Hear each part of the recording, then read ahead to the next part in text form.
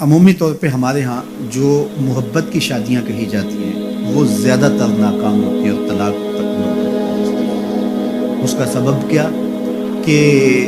کچی عمر کے بچے اپنی جذبات سے فیصلہ کرتے ہیں اور ان کی نظر کے اندر صرف ایک دو چیز دیکھنے کی ہوتی ہے جس سے وہ فیصلہ کرتے ہیں، لیکن کہنہ مشق اور گرم سرد چشیدہ والدین اس بات کو جانتے ہیں کہ ہماری اولاد کی ترجیحات کیا ہیں اور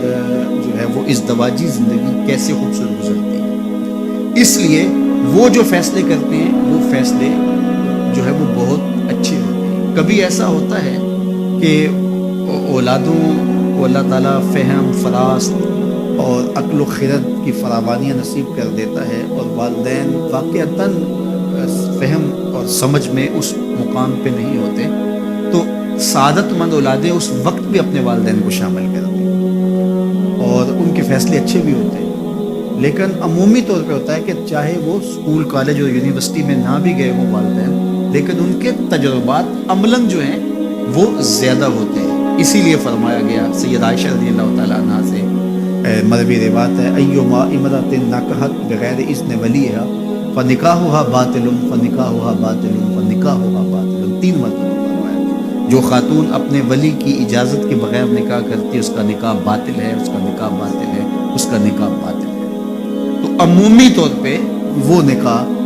جو ہے وہ ناکام ہو جاتے ہیں، اس لیے کہ وقتی جذبات سے وہ رشتے جڑتے ہیں اور وہ خاص عمر تک وہ جذبات ہوتے ہیں، لیکن اس کے بعد وہ رشتے ٹوٹ جاتے ہیں۔ ماں باپ کو پوری ترجیحات اور پوری زندگی کے سارے نشیب و فراز کا علم ہوتا ہے، وہ ساری چیزیں سوچ سمجھ کے کوئی چیز جو ہے وہ طے کرتے ہیں۔ اس میں بعض اوقات ایسا بھی ہوتا ہے کہ والدین بچوں کی ترجیحات دیکھے بغیر اپنی خواہش کو مقدم کر دیتے ہیں، تو یہ چیز بھی تناؤ کا سبب اور طلاق کی نوبت تک پہنچا دیتی ہے۔ یعنی بعض اوقات ماں باپ کو ضد ہوتی ہے کہ میں اپنے رشتہ داروں میں ہی اپنے بچے کا نکاح کرنا ہے اور وہ بیٹی جو ہے اس کا مزاج نہیں جڑ رہا ہوتا، تو یہ خواہش اچھی ہے،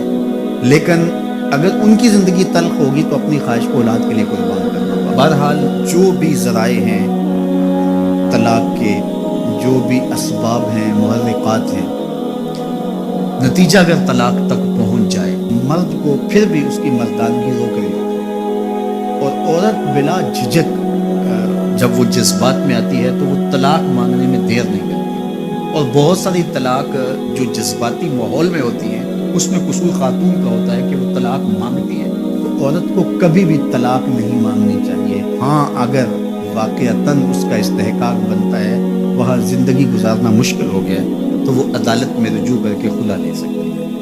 لیکن یہ عورتیں جو ڈٹ جاتی ہیں کہ ٹھیک ہے مجھے بھی فارغ کرو، میں ایک لمحہ اس گھر نہیں رہنا چاہتی،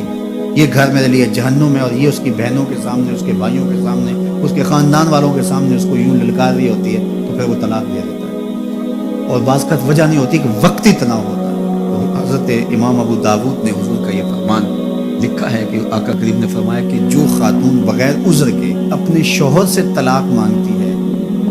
وہ جنت کی خوشبو بھی نہیں پائے گی، اور جنت کی خوشبو 500 سال کی مسافت سے آنا شروع ہو جائے گی۔ تو جو بغیر عذر کے اپنے شوہر سے طلاق مانگتی ہے، تو یہ بات ذہن میں رکھیے گا کہ عورت نہیں چاہتی کہ یہ اس کے وقتی جذبات ہوتے ہیں، وہ یہی چاہتی ہے کہ میں صرف جوڑے میں اس گھر میں آئی ہوں تو سفید کفن میں واپس آؤں اس گھر میں، اور عورت کی آرزو ہوتی ہے کہ میرا شوہر جو ہے وہ مجھ کو جو ہے وہ خود اپنے ہاتھوں سے جو ہے وہ لاحد میں اتارے۔ میرے حضور صلی اللہ علیہ وسلم نے عورت کے اس جذبات کا لحاظ کرتے ہوئے ایک دن سیدہ عائشہ سے کہا کہ عائشہ اگر تو انتقال کر جائے میں تجھے خود کفن دوں، خود لاحد میں اتار۔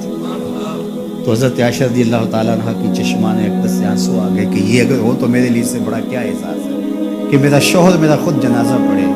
اور خود مجھے کفن دے اور خود مجھے لاحد میں اتارے۔ تو گھر ٹوٹنے سے بچے، اور میاں بیوی کا جس طرح یہ دنیا میں رشتہ ہے تو یہ رشتہ آخرت میں بھی قائم رہے گا، اور جب خاتون جنت میں جائے گی تو یہ جو ہے وہ ان حوروں کی جو مرد کو جنت میں عطا کی جائیں گی، یہ ان کی سردار ہے، اور اس کا حسن و جمال ان سے فراواں ہوگا، اور اللہ تعالیٰ اس کو وہاں جو عزتیں دے گا، چونکہ وہ دار الجزا ہے، دار العمل تو ہے نہیں ہے، تو وہ دیدنی